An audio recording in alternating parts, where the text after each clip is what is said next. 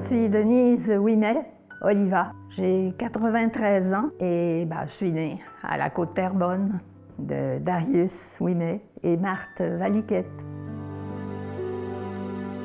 Mon père s'est marié dans cette vieille maison. Il a habité là. Ils ont eu un premier enfant qui est décédé à la naissance avec un cordon autour du cou. Là. Comme c'était à la campagne, il n'y avait pas moyen d'avoir de soins ou de récupération de ça. C'est une fille qu'ils ont perdue au début. Puis est né un premier fils, Louis-Gilles, qui a été maire de Terrebonne, puis même préfet de comté. Là. Et il est né dans la vieille maison, lui. Par la suite, les autres, je pense que sont nés dans la nouvelle maison que mon père avait fait construire. Et là, dans cette nouvelle maison, on était là 12 enfants dans cette maison, 11 enfants, c'est-à-dire. Puis au 12e, ma mère est décédée. Elle est décédée en couche d'une éclampsie, enfin, puis là encore, il n'y avait pas de médecin à proximité, donc elle n'a pas réchappé de ça. Elle avait eu toute une historique, cette maison de pierre. Au début, ça avait été une cache d'armes pour les troupes de 37. Dans les troupes de 37, on cachait les armes là. Ensuite, ça a été une glacière parce qu'il n'y avait pas d'électricité. Alors, on allait chercher la glace dans la rivière et puis on empilait ça dans cette vieille maison. Par la suite, quand l'électricité est arrivée, on a fait un four à pain dans cette maison. Ensuite, ça a été un garage parce que là, mon père commençait à installer des appareils importants, tracteurs, toutes sortes de charrues compliquées qu'il mettait dans cette vieille maison.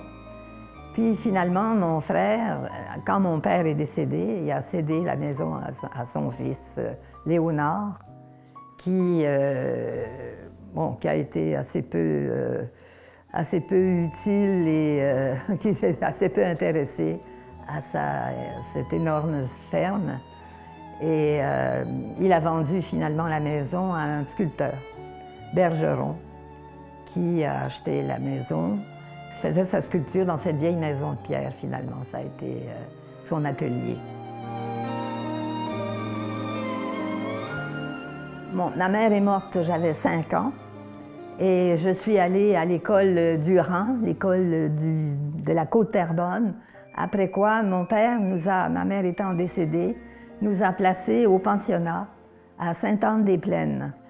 J'ai fait le cours primaire et secondaire.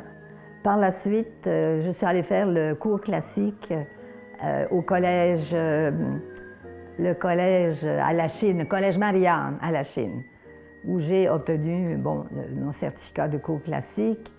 Et là, après ça, j'ai décidé d'aller en médecine parce que, mon père est décédé entre-temps. Je me suis dit, qu'est-ce que je vais faire dans la vie? Comment je vais gagner ma vie? J'ai plus ni père ni mère.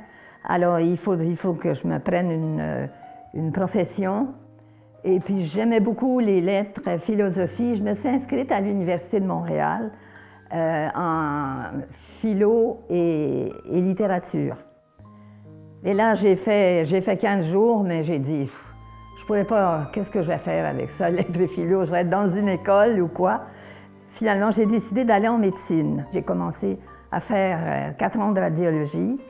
Et puis, je suis allée terminer la spécialité à Paris. Je me suis mariée à Paris avec mon compagnon, qui était un Dominicain, de la République dominicaine, qui, lui, allait compléter la neurochirurgie à Paris.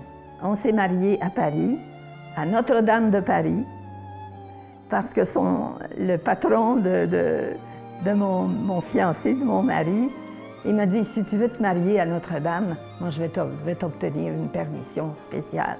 Et je me suis mariée là.